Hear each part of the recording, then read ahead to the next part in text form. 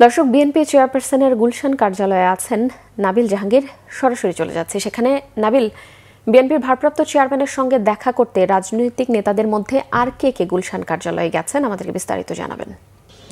কনক, এক সপ্তাহের যে দলীয় শোক, সেই শোক শেষে বিএনপির যে কার্যালয় গুলশানে সেটি কিন্তু আজকে যে সাংগঠনিক কাজের যে গতি সেটি ফিরে পেয়েছে। আজকে আমরা দেখেছি সকালে এখানে ঢাকা 17 আসনের নেতাকর্মীদের সাথে বৈঠক করেছেন তারেক রহমান এবং পরবর্তীতে দুপুরে এখানে গণ অধিকার পরিষদের যে সভাপতি নুরুল হক নূর এবং সাবেক সাধারণ সম্পাদক রাশেদ খান তিনি এসেছেন। এছাড়াও বিএনপির আরেকজন নেতা মির্জা আব্বাস তিনি এসেছেন।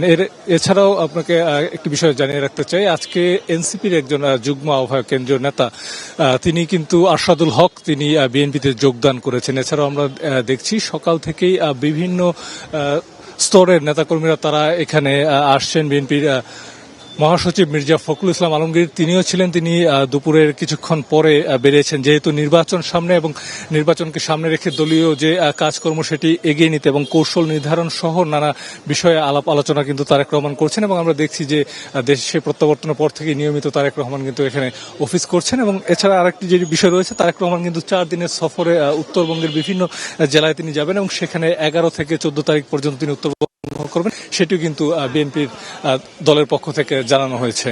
কনক। নাবিল, আপনাকে ধন্যবাদ।